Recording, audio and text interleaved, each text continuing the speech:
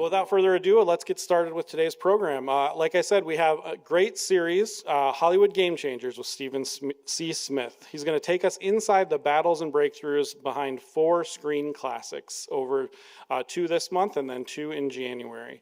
All of the films defied the rules, advanced the art of filmmaking, and remain among the most entertaining movies ever made.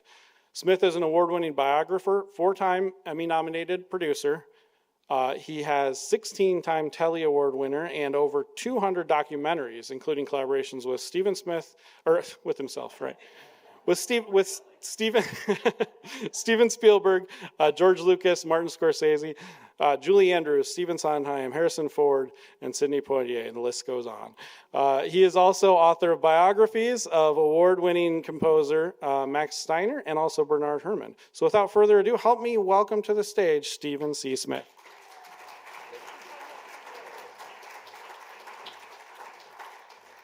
Well, thank you, TJ. Thanks to Aaron and the entire team here, Stephen, Christine, and Abe. And thank all of you for coming during what I know is a very busy month.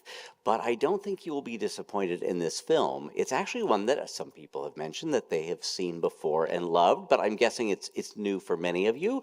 Are there people who haven't seen it before? Do you mind raising your hands? Fantastic. Great, great, great.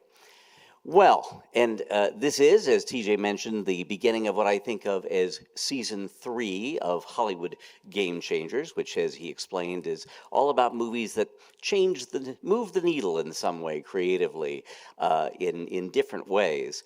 And all of the films had to be extremely entertaining and fun to watch with an audience. And I'm happy to start the series today with a game changer in several respects, the 1944 romantic mystery Laura. Now, over the years, I have come to think of Laura as sort of the Casablanca of film noir, because like Casablanca, Laura was a very troubled production. Key players on this movie were fired and hired once filming was well underway. But, like Casablanca, all of the problems turned out to be opportunities that led to much better decisions. And ultimately, Laura achieved the rare alchemy of script, direction, casting, and music that make a movie great. And it's only 88 minutes long. As I mentioned, it was a game changer for many people, but today I am going to focus on the 2 most important, Laura's director and producer, Otto Preminger, and its star, Gene Tierney. So, how did this movie come about? Well, it started with a novel. Laura, the book, was written in the early 1940s by a sophisticated and prolific author named Vera Caspari. Caspari devised a very clever plot, which I will not say anything about. You will discover it for yourselves. I will just say that it centers on the murder investigation of a woman that we meet in a series of flashbacks told by people who knew her. This individual, Laura Hunt, had such magnetism that the detective investigating her murder finds himself, well, very intrigued by the painting in her chic New York apartment. Well, in 1943, Laura the novel was optioned by this man, the head of 20th Century Fox, Darryl F. Zanuck. And Zanuck knew who he wanted to play the title role, and that would be 24-year-old Jennifer Jones, who had just starred in a drama for Fox called The Song of Bernadette, a movie that would soon win her the 1943 Oscar for Best Actress. But Jennifer Jones was under contract to a producer you may have heard of, David O. Selznick, maker of Gone with the Wind and her soon-to-be husband. And Selznick refused to let her appear in what he considered an unimportant role in an unimportant picture like Laura. Well, that refusal turned into the chance of a lifetime for a promising actress who was already under contract at Fox and who up until now had appeared mostly in supporting roles. That would be Gene Tierney. I had the privilege of producing a 1-hour documentary on her for A&E Biography many years ago. Well, Tierney was 23 at the time that she was hired for Laura, and her real-life story, I have to warn you, is a heartbreaker. But I think it's important to know some of it to understand who she was and where she was in her life when she made this film. She grew up in a comfortable middle-class home in Connecticut. In 1938, her family took a vacation trip to Hollywood. And during that trip, 17-year-old Jean visited Warner Brothers, where she turned a lot of heads. she decided to become an actress, and she found success rather quickly on Broadway. Her work caught the notice of 20th Century Fox chief Darryl Zanuck, and in 1939, Zanuck put her under contract at Fox. Her very first film, was a big one, The Return of Frank James, a sequel to the Fox smash Jesse James with Henry Fonda. But when Jean saw her performance, she thought she was terrible. The pitch of her voice, she said, made her sound like an angry Minnie Mouse. She worked very hard to improve as a screen actress. She restrained her movements, she lowered her voice, and her performances did get stronger, although her roles were usually decorative ones. During the early 1940s, Fox often cast her as exotic types, like a sultry island girl in Son of Fury. You don't need to see it. However, in 1943, she got a break when she was at a movie that I do recommend you're seeing, when director Ernst Lubitsch cast her in the elegant comedy Heaven Can Wait. The combination of Jean's beauty and her skill playing a woman who ages over 20 years put her in the running for Laura. However, by this time, her personal life had taken a series of shocking and ultimately devastating turns. She had married an aspiring fashion designer named Oleg Cassini over her father's objections. Then after her marriage, Jean discovered that her father, whom she adored, was having an affair with a family friend, and worse, he had stolen all of Jean's money to try to save his failing business, and now that money was gone. After the bombing of Pearl Harbor, Oleg joined the army, and Jean worked very hard for the war effort. She helped sell war bonds, and she was a regular greeter at the Hollywood Canteen, where servicemen on leave got to mingle with movie stars. During this time, Jean came down with German measles, and months later she gave birth to a daughter, Daria. She soon discovered that Daria was deaf, partly blind, and mentally disabled beyond any cure. Months later, Jean was approached by a young woman who said that she was a big fan and that they had met before. The woman was a former Marine who had broken a quarantine where she was stationed so that she could meet Jean at the Hollywood Canteen. This woman had been quarantined because she had German measles.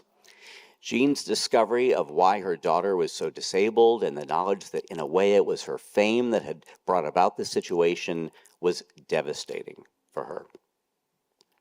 And it's hard not to think that this painful life experience informed her acting work, because she was only 23, but she began giving fine, subtle performances, as you will see in Laura.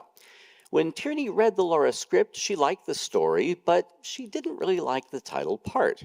For one thing, she knew that Jennifer Jones had turned down the role, and she didn't like being second choice. Who does? And besides, as Jean would write in her autobiography, who wants to play a painting? But Laura's producer convinced Jean that this could be an important role for her, and it was. So, who was that producer? Well, he is the other person that I will highlight today. That would be Otto Preminger.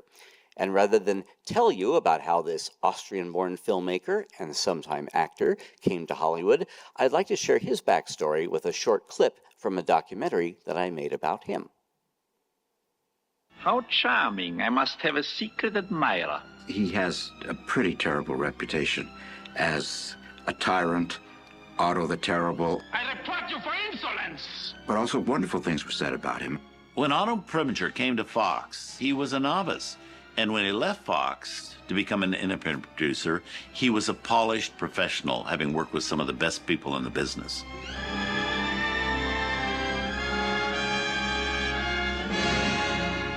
Otto Preminger came to 20th Century Fox from Vienna, where as a young man he'd had an extraordinarily successful career in the theater. He was Max Reinhardt's protege and knew how to deal with people despite his temper tantrums. He had great talent, great taste, and he had a wonderful combination of elements which served him well in Hollywood. That is, he really was very good as a producer. He was prudent economically. Joseph M. Schenck, who was the co-founder of 20th Century Fox with Darryl Zanuck, happened to see him in Europe and caught his act and had heard a lot about this young man, and he was a young man at that time. We're talking the mid-30s. So he came up to him and he said, I'd like to bring you to 20th Century Fox out in California, and you can direct. As the head of the theater in Vienna, Otto was a prominent figure, but it was more than that. Otto came from a very prominent family, very wealthy family. His father had been, under the Austro-Hungarian Empire, the equivalent of the Attorney General. This was extraordinary, especially considering the fact that the family was Jewish. My father just loved America. I mean, he was the staunchest American and just enjoyed America and loved everything about it. And as far as his years at Fox go, he was very grateful for the opportunity. Now it would be unheard of in today's Hollywood to say, oh, you know, come and learn next to this other director. And when you're ready to direct a film, let us know, which is what Zanuck said to my father. He'd made a film in Vienna, but he had no real experience of filmmaking. Zanuck put him in kind of an apprentice program where he learned each end of the business, gave him a B picture to do, did well on that, and then the trouble started when Zanuck put him on Kidnapped. It was ludicrous for Darryl Zanuck to have assigned Preminger a story about the Scottish Highlands. As Preminger said, he knew nothing about Scotland except that he thinks the men wore kilts. When Zanuck saw some of the dailies, he accused my father of having cut a scene, and my father said he didn't cut anything, and my father was not always the most diplomatic person and didn't really think that he had to be with Zanuck. Preminger had one of his famous tantrums, and he started screaming, and Zanuck, who was no slouch in the temper department, started screaming. They both started screaming, voices were raised, and Otto was asked to leave the office. And he thought, well, this will blow over. It didn't blow over. He was really exiled, and he became, in effect, blacklisted. Well, after his banishment from Hollywood, Preminger headed east and worked as a director and an actor on Broadway. Flash forward 6 years to 1943. Fox had optioned the novel Laura, and Preminger was dying to direct the movie version, which seemed impossible to everyone except Otto. In 1943, of course, World War II was raging, and Darryl F. Zanuck left Fox to go to Europe and do film work with the Army. While he was away, Preminger called the underling who was running Fox in Zanuck's absence, and he talked his way into some acting and directing jobs at the studio. When Zanuck returned in 1944, Preminger implored his boss to let him direct Laura. But Zanuck had not forgotten their big fight over Kidnapped. He told Preminger he could produce Laura, put it all together, but Zanuck added, "You will never direct another film for Fox." Instead, Zanuck chose a noted Russian-born stage and film director named Rouben Mamoulian. Mamoulian's early movies were among the most sophisticated of their time. They're still a delight. They range from the Oscar-winning Dr. Jekyll and Mr. Hyde with Frederick March to the sparkling Rodgers and Hart musical Love Me Tonight. And on Broadway, Rouben Mamoulian had directed the premieres of the Gershwins' Porgy and Bess and Rodgers and Hammerstein's landmark Oklahoma. Well, under Mamoulian's direction, filming on Laura finally began in April of 1944. And here's where the story gets tricky. We will never know for sure, but I am convinced that Otto Preminger, as producer, did everything he could to make sure that each choice Rouben Mamoulian made as a director was absolutely wrong for the movie. And when Zanuck saw the first days of shooting, what they called the dailies, Zanuck demanded that Preminger and Mamoulian report to his office. The studio chief told Mamoulian that the Laura footage was terrible. At that point, Preminger said to Zanuck, "I told Rouben he was wrong." And Mamoulian said, You talked me into it." Well, soon after that argument, Mamoulian was off the lot. And Zanuck spoke the words that Preminger had waited years to hear. "You can start directing." By this time, Preminger had also gotten his way on other aspects of Laura, including the casting of the supporting roles. For the part of the detective, Zanuck had wanted Fox contract player John Hodiak, who had just co-starred in the Alfred Hitchcock drama Lifeboat. But Preminger insisted on a less established actor who had mostly appeared in supporting roles. His name was Dana Andrews, and this casting choice proved to be a very wise decision. For the role of acid-tongued drama critic Waldo Lydecker, Preminger wanted to cast a well-known stage actor named Clifton Webb, in spite of the fact that Webb had never appeared in a sound film. He had only made a couple of silent movies about 20 years earlier. Zanuck said absolutely not, until he saw a screen test that Preminger had shot with Clifton Webb. And after watching it, Zanuck said to Preminger, pardon my language, "You son of a bitch. Okay, you can have him." But when filming resumed under Preminger's direction, Laura entered yet another stage of crisis. Here we see an example of Otto's directing style from a later film.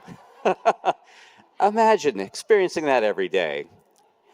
One of Laura's cast members later remarked, "We were all on edge and very tense. Preminger's direction was Germanic in approach. There were conflicts about everything." But one person that Preminger did not bully on the set was Gene Tierney. He encouraged her, and he made her feel confident about her role and about the film. As Tierney later remarked, he was simply tireless. When the rest of the cast seemed ready to drop from exhaustion, Otto would still muster as much vigor as when the day began. By the time Laura finished filming in June of 1944, the main feeling among cast and crew was exhaustion, followed by doubt. After the movie was screened for Darryl Zanuck, the studio boss stood up and simply said, "Well, we missed the boat on this one." And he walked out. But what happened next astonished everyone at Fox and in Hollywood. After Laura's premiere on October 11th, 1944, audiences and critics fell in love with the movie. Its musical score by an obscure composer named David Raxon yielded what became one of the most famous and most recorded melodies ever written for a film. And Laura the movie went on to be nominated for 5 Academy Awards, including Best Director for Preminger, and it won for Best Cinematography. Now, I will have some additional very fun stories to share with you after the movie, since they involve spoilers. So don't leave, and if possible, turn off your phones. Thank you. But yeah, we'll have more to say after the film. But for now, let's watch the movie that film critic Eddie Muller has called 88 Minutes of Elegant Moodiness and Mystery, an all-time classic that managed to steal its way out of the Dream Factory. From 1944, here is Laura.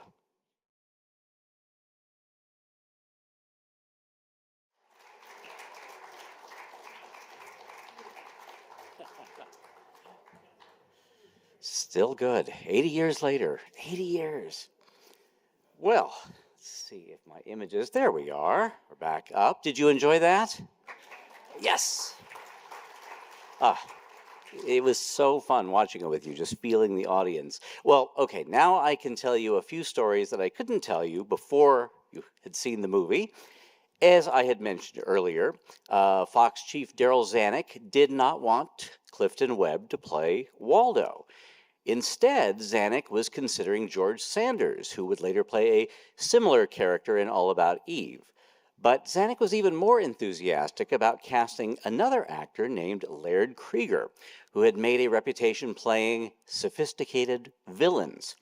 But Otto Preminger objected strongly. As he later said, the only possibility to make this a success was if people did not know from the beginning that this amusing and very urbane character was the villain. You must have a man who is either unknown or who has never played heavies before. Perfect casting, I would say. Well, Preminger found his Waldo when he went to see Broadway actor Clifton Webb, who happened to be in Los Angeles, appearing in a stage production of the Noel Coward comedy Blithe Spirit. And Webb was not only cast in Laura, but in 1945 he was Oscar nominated for his first role in a sound film in the category of Best Supporting Actor. And even more remarkably, at age 55, he became a movie star and a reliable box office draw at Fox. For the next dozen years, he would play lovable curmudgeons in such films as the Mr. Belvedere series, the John Philip Sousa biopic Stars and Stripes Forever, and the 1953 version of Titanic. Another fun story, the famous portrait of Laura that we see throughout the film, well, that also changed when Otto Preminger took over directing. The original Laura painting was done by Azadia Newman, wife of Laura's first director, Ruben Mamoulian. And you can sort of see her Laura painting in this photo, which was taken at the start of filming. I wish I had a sharper image of it, but I think you can see how different it was. I don't think we'd have the same feelings about that painting. Well, when Ruben Mamoulian left, so did Mrs. Mamoulian's painting. Instead, Otto Preminger had a photograph of Jean Tierney touched up with paint. And although no one realized it at the time, the result became one of the most iconic images of 1940s Hollywood. The success of Laura made Jean Tierney one of Fox's most important stars for the next decade, and in 1946, 2 years after Laura, she earned an Oscar nomination for her chilling performance in the great Technicolor noir Leave Her to Heaven. And yes, film noir can be in color. Maybe we should watch that one together sometime. Dana Andrews became a top leading man, and Fox reteamed him with Jean Tierney in films like the excellent drama Where the Sidewalk Ends. And last but far from least, Laura launched Otto Preminger on a hugely successful directing career, and one that really also changed the movies, because in the 1950s, about a decade later, he was making edgy adult dramas that helped break down the walls of censorship. Movies like The Man with the Golden Arm, about drug addiction, and Anatomy of a Murder, which had very explicit language for its time. As for why he was the perfect director for Laura, Vincent Price later said, quote, "Otto had an idea about the material, and he was right. The New York society depicted in the film are all charming and clever and bright on the surface, but underneath they're evil. And Otto understood that in a way that Mamoulian did not. Otto once asked me, 'Mamoulian is a very nice man, isn't he, Vincent?' And I said, 'Yes, he is a nice man.' Otto said, 'I'm not. And most of my friends are these kinds of people.'" I think it was true, Price said. Otto was very given to the sort of society group of people who basically are really kind of evil people underneath. Well, I am now very eager to hear your thoughts about Laura and any questions you may have. And if you have additional thoughts or additional questions later, it is very easy to reach me through my website, which is mediasteven.com. But now perhaps the lights could be raised and I can see all of you, and let's have a conversation about Laura. Yes.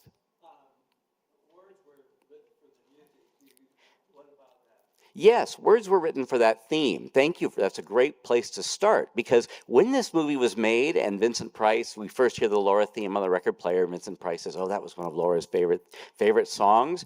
No one had any idea what the song was going to be at that point. Well, they had an idea, and believe it or not, it was going to be Summertime from Porgy and Bess, but they couldn't get the rights for it. And the director, Otto Preminger, wanted to use the song Sophisticated Lady. And they were on the verge of licensing that when the composer, who ultimately wrote the final theme, David Raxon, stepped in. And I should say that before David Raxon stepped in, this movie had been turned down by the head of the music department at Fox, the great Alfred Newman, who showed it to his friend Bernard Herrmann, and Bernard Herrmann turned it down. He liked it, but he said he didn't think the movie really needed music. And then they went to David Raxon because he was cheap and he was on staff, and, you know, why not? Nobody likes this movie. We'll give it to this kid over here. And Raxon, who was a mentor to me, very important in my life, had a great story. He was watching the film in a screening room with Preminger and Darryl Zanuck before it had been scored, and Raxon was sitting in the back, a few rows away from them anyway, as Preminger and Zanuck were talking about the cut.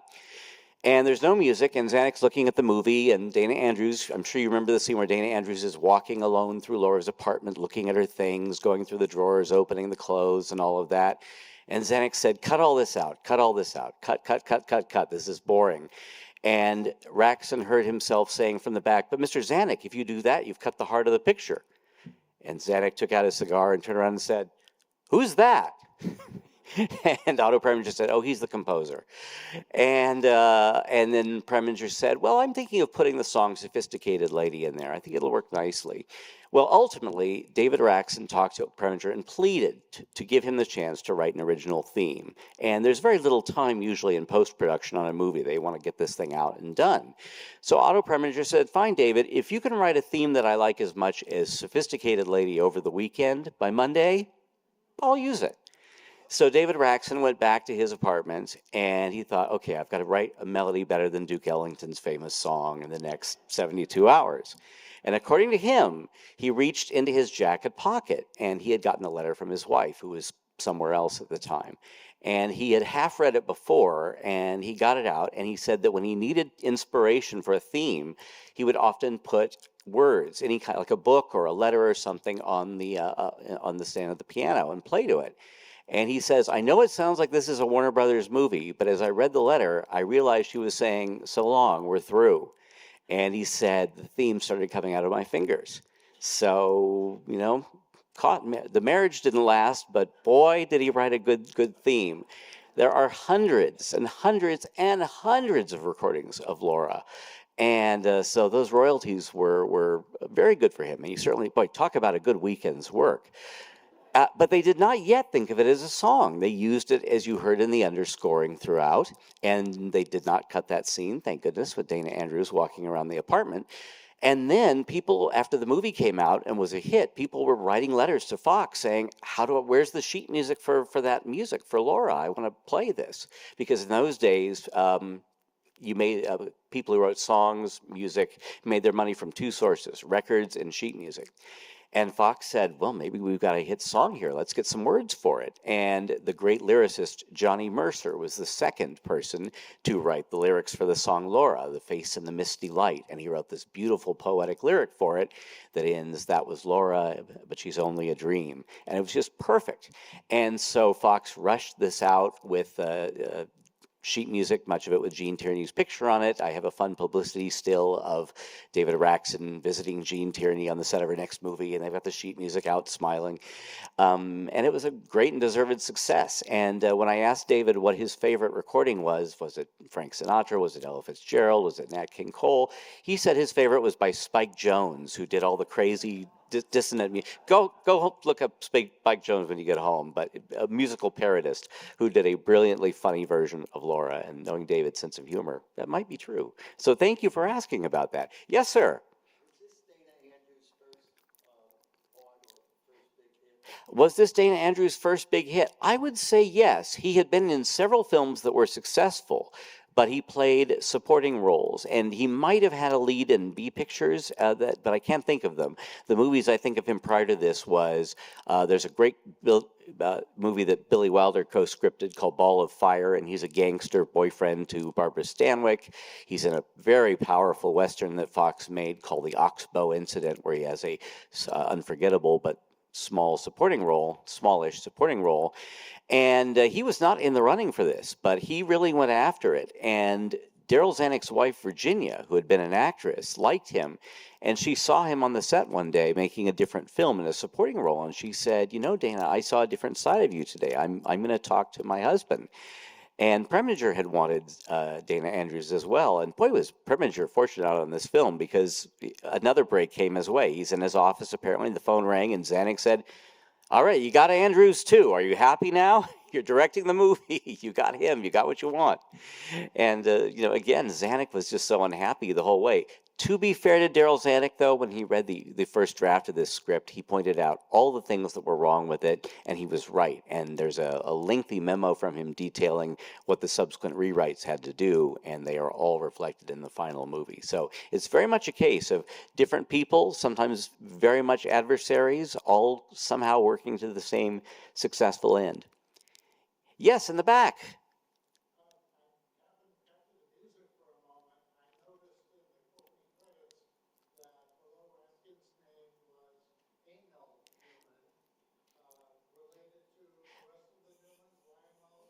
Yes, noted lecturer Lowell Fox is asking about the music credit. Yes, David Raxon gets a very small credit with about 12 other names there, and under him is musical director Emil Newman. The Newmans were this. That family was a dynasty in Hollywood. Alfred Newman was the magnificent head of the Fox music department. He could write scores for things like The Diary of Anne Frank and The Hunchback of Notre Dame and Airport. But he was also considered the best conductor of all the music directors in Hollywood. And he had a lot of brothers. And so there was Lionel Newman, who wrote songs and later took over after Alfred retired. There was Emil, who was less talented but got the job done. And then there was I believe it's nephew, named Randy Newman, who has also done pretty well, writing movie scores and songs. So yeah, the Newman dynasty lives on. Maria Newman, another child, is a successful child. She's an adult woman now, but descendant, is a violinist and I believe composer. And Thomas and David Newman are two of the busiest film composers of the last 30 years or so. So thank you. Yes, back over here.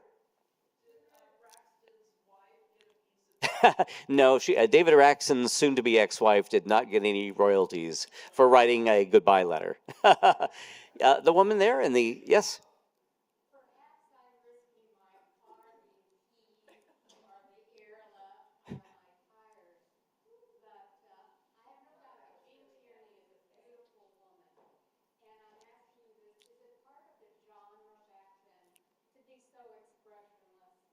Oh, yes.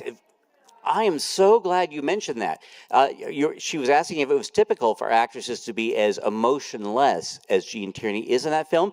That is a great question because the answer is no. And that's something that Gene Tierney, one quality Gene Tierney has that has made her, I think, more as popular today among film noir fans, certainly, and classic film fans as she was then. She learned after watching herself over-emote in her first movie, and she's not bad, but it's her first movie, you know, and she's just a little more enthusiastic and doing a lot, and she just learned to bring it down. But I think that the tragic events that I described, and I'm sorry to say that was only the beginning of a series of tragedies in her life, increasingly affected her and made her tamp down her performances. And so she kind of became known, well, she was known for two things: the actress who refused to have her teeth fixed, which I think gives her great charm, and, you know, she's so beautiful, but, you know, everyone in Hollywood said, well, you have to get your front teeth fixed. And it was like, if Darryl Zanuck didn't, she didn't have to. So she kept that. But in the next big film she had, which was her Oscar-nominated Leave Her to Heaven, where she plays a very complicated, very mysterious, possibly dangerous character, she is even more expressionless. And there are moments where that's the point. She puts on sunglasses at one moment where possibly terrible things are happening. And so I think directors and writers recognize that part of what made her interesting was that she was holding back. And she doesn't always. I mean, she's expressive in things. She's good in some comedies. There's some wonderful comedies she did also. But this was 1944. In 1951, that very rather remote, let's say, style that she could do well became something else. She couldn't remember her lines, she found, and it was the beginning of a period of mental illness for her that became so serious that she tried to take her own life. And fortunately, after many years and new medications coming along, she was able to substantially recover. Her second marriage was a happy one. Oleg Cassini was cheating on her right and left, and then went on to design the clothes for Jacqueline Kennedy. And I interviewed him for the A&E biography, and he was very frank about his weaknesses, let's say, and spoke of her with great candor and affection. But her last marriage was a happy one, and she had a healthy daughter who I also interviewed. So there was ultimately happiness in her life, and she wrote a very candid autobiography, a frank one, talking about her struggles with a very clever title, Self-Portrait. And so that's the note to end on. But I am haunted by what Oleg Cassini said, and I used it as the last line in my documentary. He said, she was the unluckiest lucky girl in the world. So does anyone? Yes, let's end on all of us being here today, watching a great film, and thank you. And I know it gets busy next week, but do come back for a hilarious romantic comedy, very, very funny film, The Lady Eve, with Barbara Stanwyck and Henry Fonda. You will have a great time. I hope to see you next Monday at 1. Thank you.